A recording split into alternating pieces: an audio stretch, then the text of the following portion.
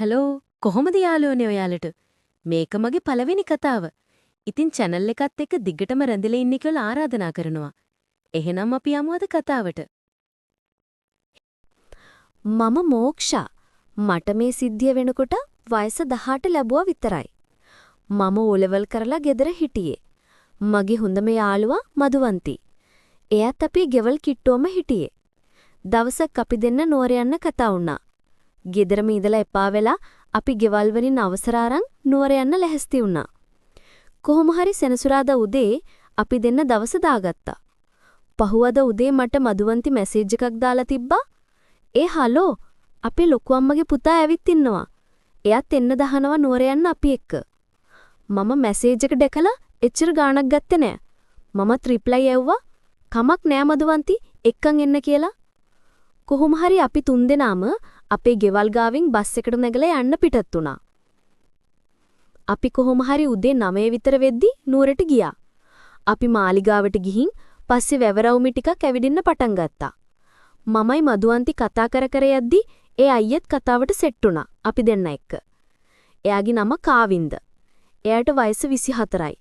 මට මధుවන්ති විස්තර ලාවට කිව්වා එයා අපි දෙන්නට අයිස්ක්‍රීම් දෙකක් ගේන්න ගියපු වෙලාවේ. මම ඉතින් හොඳට ඒ අයිය එක්ක කතා කළා. එයාත් හොඳට අපි දෙන්න එක්ක hina වෙලා විහිළු කර කර වැවරවුම ඇවිද්දා. එයා හරිම නීට් එකට ඇවිත් හිටියා. ලස්සනට පිළිවෙලට ඉන්න කොල්ලෙක් කියලා මට හිතුණා. මම ආසයි ඒ වගේ කොල්ලොන්ට. කොහොම හරි ටිකක් වෙලා යද්දි මధుවන්තිට වොෂ්රූම් යන්න ඕන කිව්වා. අපි ඊට පස්සේ ආව වොෂ්රූම් එකට එක්කන් ගියා. මමයි කාවින්දයි එතන තිබ්බ පඩියක් ළඟ වාඩි වුණා. එයයි මමයි ටිකක් කතා කළා. එයා මගේ විස්තර ඇහුවා. පවුලේ එහෙම. ටිකක් වෙලා යද්දි ඇහුවා ඔයාට කොල්ලෙක් නැන්ද කියලා. මං බිම බලාගෙන ඉස්සර හිටියා කෙනෙක්. දැන් නම් එහෙම කෙනෙක් නෑ අයියා මට කියලා මං අහත බලාගත්තා. එයා ඊට පස්සේ කිව්වා ඇයි අනේ එහෙම උනේ? පුදුමයි මෙච්චර ලස්සන කෙල්ලෙක්ව නැති කරගත්තේ ඌ මීහරකෙන්නේ. මම සීතල වෙලා ගියා එහෙම කියද්දි. මම ලාවට hina වෙලා බිම බලාගත්තා. එයාට එතකොටම කෝල් එකක් ඇවිත් නැගිටලා ගියා. එයා කෝල් එකේ ඉද්දි මගේ දිහා බල බල කතා කරන්න ගත්තා. මම එච්චර හිතන්න ගියේ නෑ. එතකොටම මధుවන්ති වොෂ්රූම් එකේ ඉඳන් එළියට ඇවිත් අපි අංහලෝ වෙලා ගියා නේද ඔයාලට කියලා අපි වැවරවුම දිගේ සහසු වෙනට යන්න ගත්තා. එතනට යද්දි වහින්න ගත්තා. අච්චාරු කණ්ඩ ආස නිසා මමයි මధుවන්ති අච්චාරු කඩේ ගාව වැස්සට කොටු වුණා. අපි අච්චාරු තුන කරගත්ත බස් එකට ගිහින් කණ්ඩ කුඩයක් තිබ්බා. ඒ තුන් දිනාටම යන්න බැරි නිසා අපි තුන් දෙනාම වැස්ස ටිකක් අඩු වෙනකල් හිටියා. එතනට තව කට්ටිය පිරෙන්න ගත්තා. හුළඟට පින්නට තෙමෙන නිසා මම මැද හිටියේ. මధුවන්ති කාවින්දයයි මට දෙපැත්තේ හිටියේ. කාවින්දයගේ අස් දෙක මගෙන් අහකට යන්නෙම නෑ. මගේ දිහා බල බලයා කල්පනා කරනවා. මටත් අමුතුම ආතල් එකක් ආවා. මොකද ඩීසන් ඉන්න කොල්ලෙක්නේ.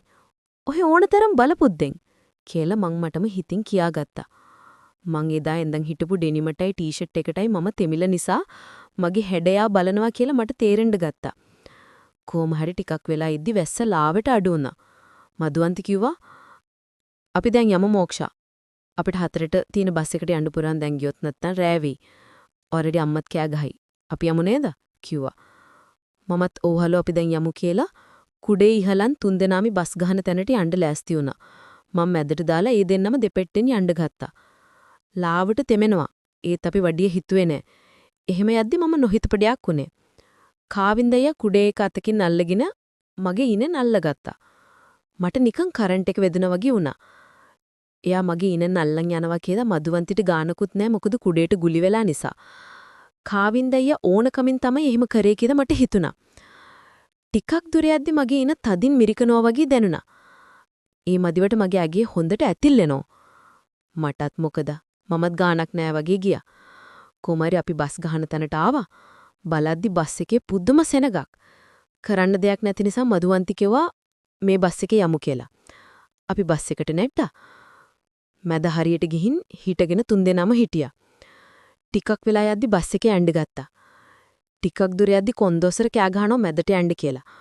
හවස ටයිම් එක නිසා හුස්ම ගන්නත්වත් ඉඩක් නෑ බස් එකේ. එකපාරටම කාවින්දయ్య මගෙන් ඇහුවා ඔයාට අමාරුද ඔහොම ඉන්න කියලා. මම නෑ කියලා hina වුණා. විනාඩි 5ක් වගේ යද්දි කාවින්ද අයියා මගේ පස්සහ හරියට ඇවිත් හිටගත්තා. එයා ඕනකමින්මයි එහෙම මම ගාවට ආවේ කියලා මට හිතුණා. එයා හොඳට මගේ ඇඟේ ගෑවෙනවා. මට තේරුණා එයා ආවේ මොකටද කියලා. බස් එක ඇලවෙනකොට එයා හොඳට මට ජැක් පාර දෙන්න ගත්තා. මම සීතල වෙලා ගියා හැම කරද්දී එයා. එයාගේ පර්ෆියුම් එකේ සුවඳටත් මම නිකන් අදිලා ගියා. මට තේරුණා එයා මම දිහා බලපු විදිහට මම ගැන ආශාවක් හිතේ තියන් හිටියේ කියලා.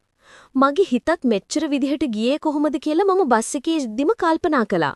එයා මගේ ඇඟ හිර වෙලා මට දැනෙන්න දුන්නා එයා ඩික කොච්චර ලොකුයිද කියන දේ. මටත් ආසාව ඇති වුණා. ඒත් මට බැහැනි මගේ පෙම්වතා වගේ නම් එයාගේ ඒ හැම දෙයකම මාත් ලෝභ නැතුව ඉඩ දෙනවා කියලා මට හිතුණා. ටිකක් දුර යද්දී එයා මම දිහා අස්පුංචි කරන් බලන් ඉන්නවා. මට ඒ හැම දෙෙම බස් එකේ ජනෙල් කන්නඩි වලින් ලාවට පෙනුණා. මම එයාගේ ඒ හැසිරීම දැකලා මත් වුණා. මට ඒ බස් එකේ හිටපු පැය භාගෙට තේරුම් ගියා එයාට මාව ඕන කියන හැඟීම. ටිකම් දුර යද්දී අපි බස් එකෙන් බහින තැනට ආවා. අපි බස් එකෙන් බැහැලා අපේ ගෙවල් ගාවට ගියා. මාව ගේ ගාවෙන් දාලා මදුවන්ති මට යන්නම් හලෝ කියද්දි එයා මම දිහා බලලා ඇහැක් ගහුවා. මම ලාවට hina වෙලා ලැජ්ජාවට වගේ නිකන් බයි කිව්වා. මම ගේ ඇතුළට ගියපු ගමන් අම්මා එක්ක කතා කර කර ඉඳලා නා ගන්න ගියා. මම වොෂ්රූම් එකේ ඇතුලේ කල්පනා කළේ වෙච්ච දේ ගැන. කාවින්ද අයියේ මැවි පේන්න ගත්තා මට. එයාගේ සුවඳ ඒ හැමදේම. මම නානකොට ඉන්න බැරිම තැන සබන් ගගා කාවින්ද අයියගේ එක මම අත ගන්නවා කියලා හිතාගෙන මගේ ඇඟම මන්ම අත ගන්න ගත්තා. ඇස්පියන් මන්ම ඇඟිලි ගහගත්තා ඉන්න බැරි තැන.